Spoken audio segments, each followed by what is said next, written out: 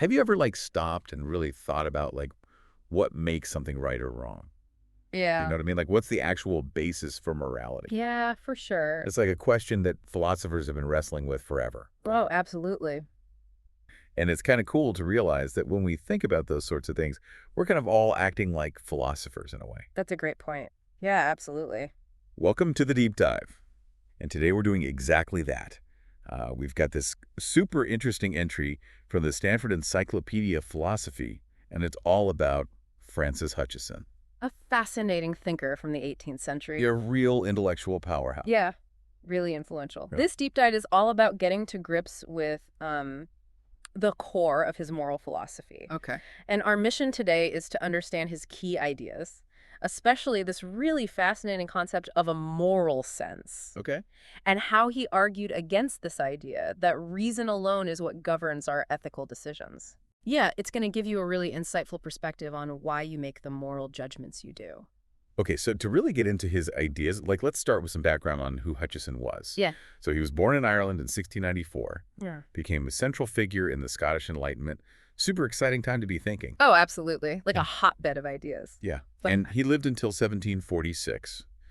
Um, and it's kind of interesting, even though he spent a big chunk of his career as a professor at the University of Glasgow, a lot of his most influential stuff was published before he even settled permanently back in Scotland. yeah, that's a good point. So, And what's even more fascinating is the kind of intellectual network that he was part of. yeah. He was in direct contact with like Adam Smith, Oh, wow. Thomas Reid, Big names. David Hume, like some of the most influential thinkers of that period. Okay. Yeah, so his ideas really shaped what we now understand as modern British moralism.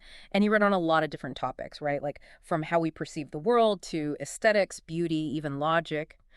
But for our deep dive today, we're going to focus squarely on his contributions to moral philosophy. Okay, perfect. So let's dive into that. Let's start with this core concept of his metaethics and sentimentalism. And I think it's important to clarify here what we mean by sentimentalism, Yeah. because it's not about being overly emotional or sappy, No, definitely not. right? It's this philosophical view that our moral judgments, our sense of right and wrong, come from our feelings, from our senses. Right. And Hutcheson uses the term senses very deliberately. It's not just reason alone. Exactly. So for you listening, this means he thought that we have like a much richer set of intuitive guides than just logic when it comes to navigating the world, navigating each other. It's like we're wired to feel our way through morality. Absolutely. And Hutcheson was very specific about what he meant by sense. He actually defined it. He said, every determination of our minds to receive ideas independently of our will and to have perceptions of pleasure and pain. So think about it like this. When you taste something bitter, Right. you don't choose to have that sensation, right? It just hits you. It's automatic. It's involuntary. And that's what he was getting at with this idea of a sense. Okay, so it's not limited to the 5 external senses Oh, we're yeah. used to, right? Like touch, taste, smell. No, he went way beyond that. Okay. So he proposed a bunch of internal senses. He even gave the example when we talk about someone having a good ear for music. It's Right. not just that their ears work, right? It's a different way of perceiving and appreciating musical harmony. It's deeper than that. Exactly.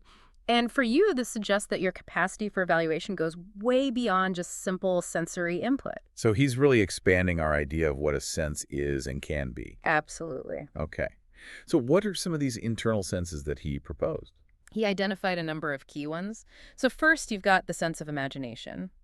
He also called it the sense of beauty and harmony. Okay. And this one gives us pleasure from things that are, regular, harmonious, uniform, Makes sense. but also things that are grand or novel. So think about like a beautiful sunset or like a really intricate piece of music. Right, that sense of awe. Exactly. Then you've got the public sense, and this is all about our natural tendency to feel happy when other people are happy Okay. and uneasy when they're suffering. It's like a built-in sense of empathy. Oh, interesting. Yeah. So he's saying, like, we're not just selfish creatures. No, not at all. We have this inherent capacity for caring about other people. Exactly.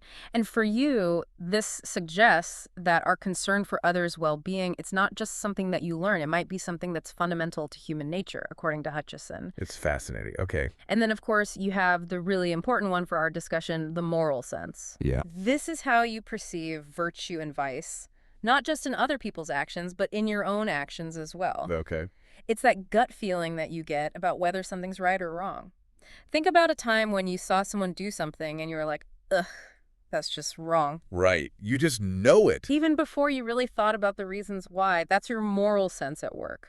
Okay, that makes sense. What else? He also talks about the sense of honor, which is all about the pleasure we get from the approval of others when we do something good, Okay. and the shame we feel when they disapprove of our actions. Regardless of any other consequences. Exactly. Ah. And then finally, there's the sense of decency or dignity. That's the pleasure that we experience when actions align with our sense of what's appropriate for human beings. Interesting. Okay, so he's really got like a full system here. Yeah, a whole range of internal evaluators. Okay, so how do they work? How do these internal senses actually operate? So he explains that they work on ideas that we already have, or on combinations and comparisons of ideas. So it's different to the external senses, which directly perceive simple things like colors and sound. Okay, so it's more complex. Right. It's not just like, I see red. It's, I feel good about this action. Right, okay. And what's really cool is that these internal senses, they generate those feelings of pleasure and ideas almost instantaneously, Really? without conscious reasoning. So it's like instinct.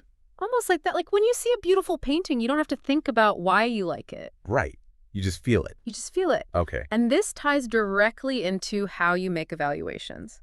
So aesthetic goodness, that sense of this is beautiful, that comes from the sense of imagination. Actions you see as honorable, that comes from the sense of honor. And actions we see as morally good. That's the moral sense. Oh. And he seems to differentiate these senses based on what prompts them and what kind of pleasure or idea they produce. So that arrangement of sounds gives you that pleasure of harmony, while the happiness or misery of others, that triggers the public sense. Okay, so each sense has its own specific Okay. trigger and outcome. Exactly. Okay. And what about the moral sense? Does that have a unique output as well? It does, yeah. It's not just a general feeling of pleasure or displeasure.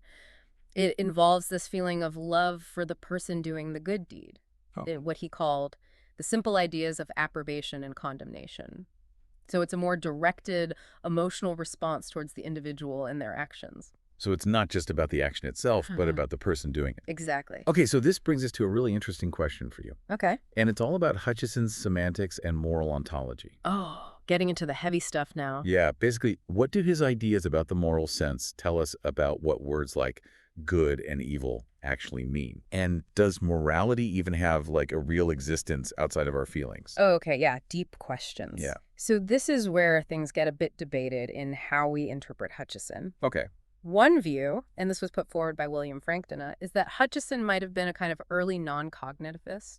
Okay. What does that mean? Basically, it means that when you say something is good, you're not really describing a fact about the action itself. Okay. You're just expressing your approval, like saying yay. Interesting. Okay.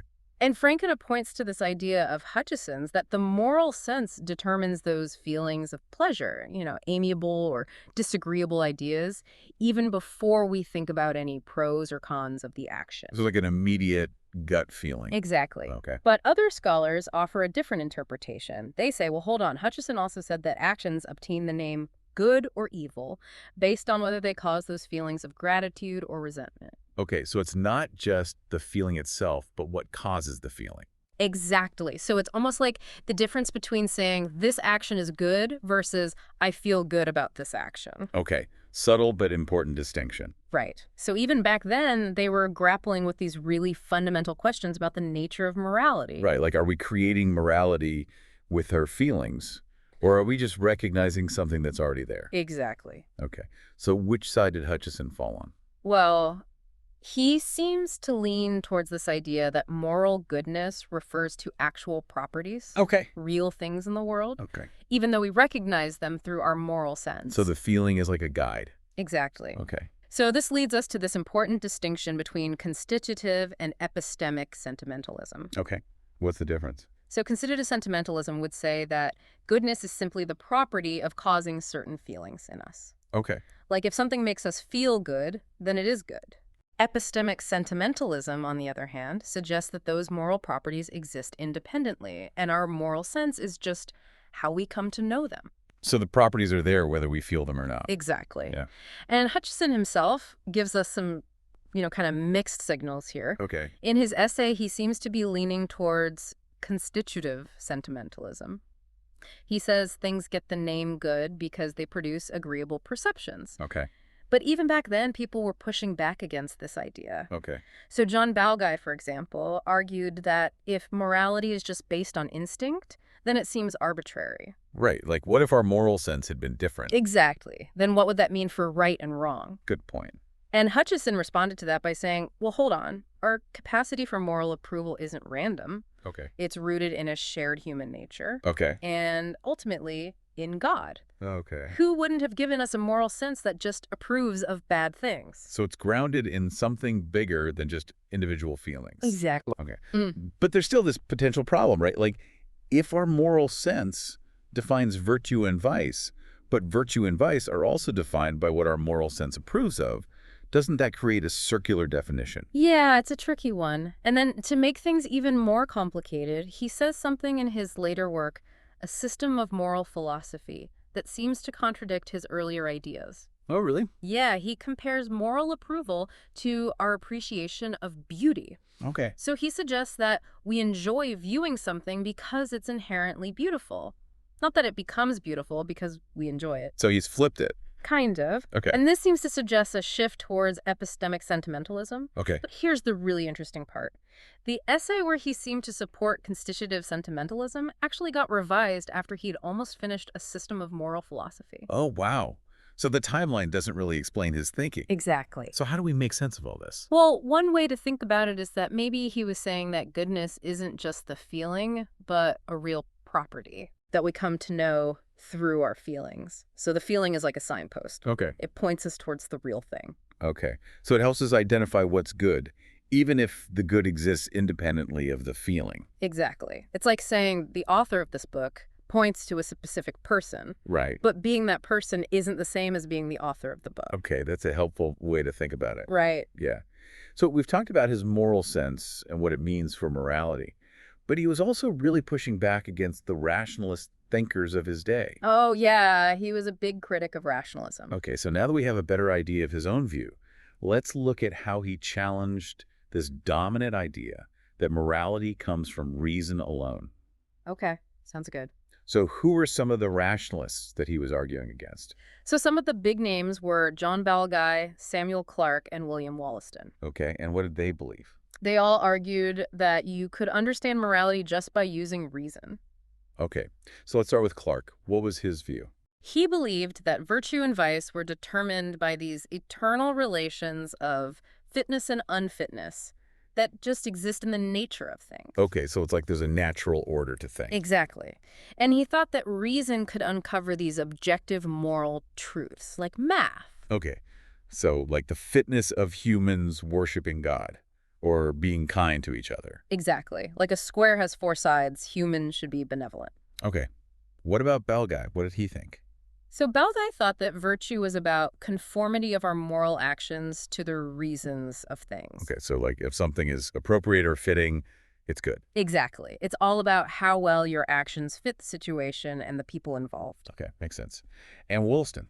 He had a very unique view. Okay. He thought that right and wrong were determined by whether our actions contradict truth. What does that even mean? So basically he's saying that every action is like a statement. Okay. So if I take something that doesn't belong to me, I'm making a statement that it does belong to me. And if that statement is false, the action is wrong. Oh, I see. Okay, so it's all about aligning your actions with what's true. Exactly. Okay, so how did Hutcheson go about challenging these guys? Well, he was very clever about it. He wanted to really dissect what it means to conform to reason. Okay. So he argues that there are two different ways we use reason when we're talking about actions. Okay, I'm intrigued. What are they? So he distinguishes between exciting reasons and justifying reasons. Okay. Exciting reasons are the things that motivate you to act. Oops. So like knowing that wealth can buy pleasure, Right. that's an exciting reason to go and try to make some money. Okay, so it's about what drives you. Exactly. And he argues that those exciting reasons, those are always based on our desires and passions. Okay. It's not reason that's motivating you, it's your feelings. Okay, so reason plays a role, but it's not the only factor. Exactly. And then you have justifying reasons. Okay. And those are the things that explain why we approve of an action.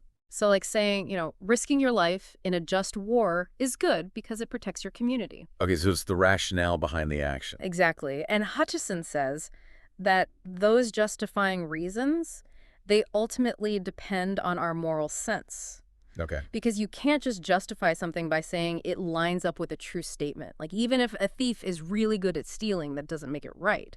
Right. So even if an action achieves its goal, the goal itself has to be morally good. Okay, so the ends don't justify the means, basically. Right. Okay, so how did he specifically challenge Clark and Wollaston? Okay, so with Clark and this idea of fitness, Hutcheson said, look, lots of things have fitness. Okay. Like, a knife is fit for cutting, Right. but that doesn't make the knife good or bad. Right. That's how you use it. Exactly. And it's the same with actions. You need a moral sense to judge the purpose behind the action. Okay, that makes sense. What about Wollaston? So Hutcheson thought that Wollaston's system was way too rigid. Like, it would make totally harmless things immoral, like leaving your lights on at night. Really? Yeah, or a nobleman traveling without his official emblems. And it couldn't really tell the difference between different levels of good and bad. Right. Like, lying to your friend and murdering someone are both contradicting truth, Right. but they're not morally equivalent. Okay, yeah, that makes sense. And so ultimately, Hutcheson concluded that these rationalists, despite what they were claiming, they were relying on moral intuition. They just weren't admitting it. Exactly. They were smuggling in a moral sense through the back door. Okay.